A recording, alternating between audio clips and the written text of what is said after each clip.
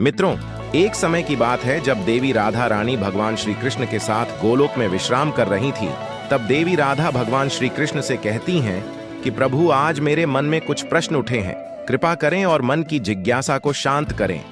तब श्री कृष्ण मुस्कुराते हुए बोले, हे देवी राधा, आपके मन में जो भी प्रश्न है निसंकोच होकर कहें, मैं इन प्रश्नों के उत्तर आपको अवश्य ही दूंगा।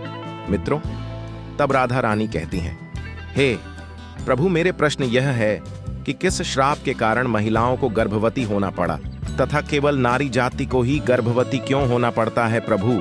ऐसा भेदभाव क्यों होता है? मैं जानना चाहती हूं मित्रों। तब भगवान श्री कृष्ण कहते हैं, हे देवी, आपने जो प्रश्न किए उनके उत्तर थोड़े विचित्र है, किंतु मैं आपको इसके विषय में महत्वपूर्ण कथाएं सुनाता हूं, उसे ध्यान से सुने।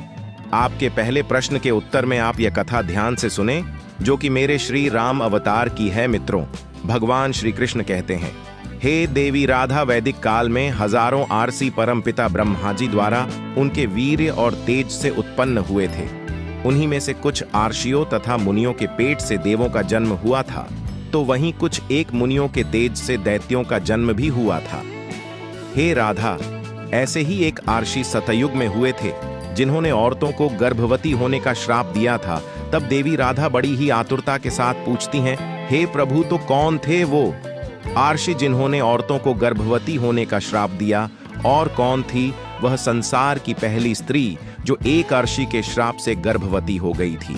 मित्रों, भगवान श्री कृष्ण कहते हैं, हे देवी राधा, इस कथा का वर्णन महर्षि वाल्मीकि जी के रामायण के उत्तर कांड में किया गया है, जहां प्रभु श्री राम को महर्षि अगस्त्य इस कहानी को सुनाते हैं।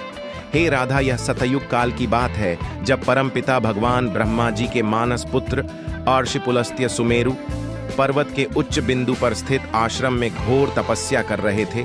उसी समय अर्षि को अत्यंत कठोर तप करता देख अन्य अर्षि कन्याएं विचलित होने लगीं और वे अपने मन को शांत करने के लिए उन्हीं अर्षियों के समीप जाकर उनकी तपस्या में बाधा डालने लगी।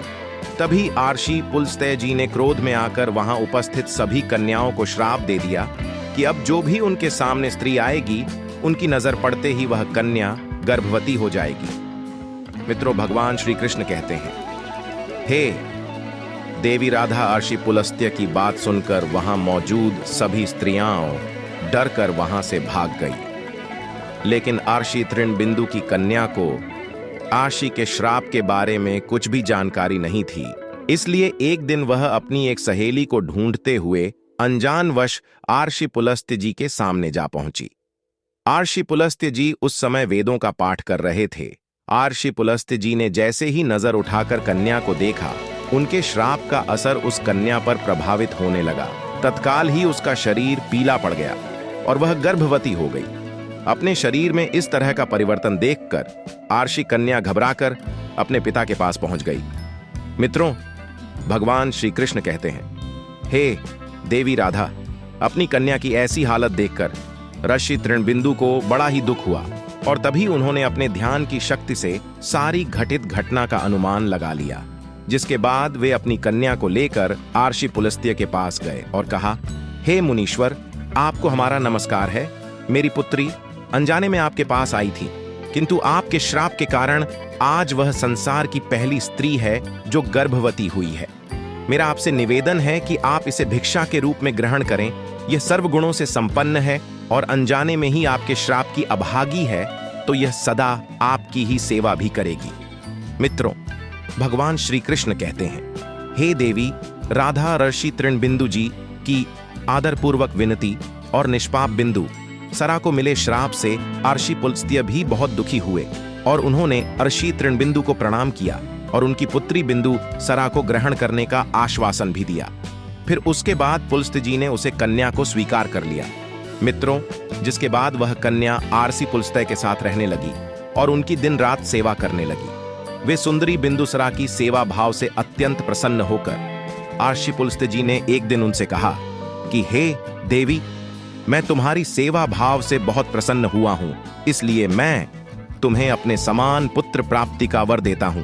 जिस समय तुम मेरे सामने आई थी, उस समय मैं वेदों का पाठ कर रहा था और तुमने उन वेदों का श्रवण किया था।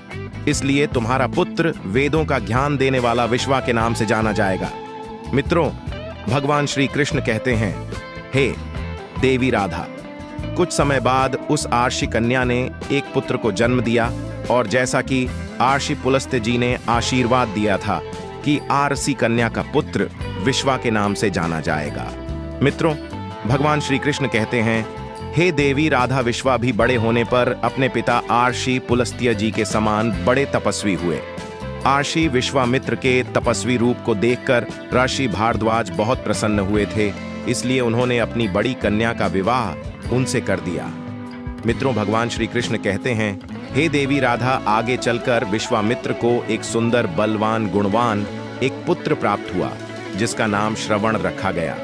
मित्रों, भगवान श्री कृष्ण कहते हैं, हे देवी राधा, इसी श्रवण का ही एक नाम कुबेर है। भगवान श्री कृष्ण कहते हैं, तो देवी, मैंने आपके पहले प्रश्न का उत्तर दिया है। हे सखी राधा, आपका दूसरा प्रश्न था कि क्या केवल नारी ही गर्भवती हो सकती है? तो ध्यान से सुनो, नारी के समान पुरुष भी अपने दिव्य तेज से गर्भवती हो सकते थे, किंतु हे देवी राधा, एक स्त्री को संसार की दिव्य शक्ति स्वयं परमपिता ब्रह्मा जी ने दी है, और उसकी रचना करने में उन्हें कई गुना अधिक समय लगा था।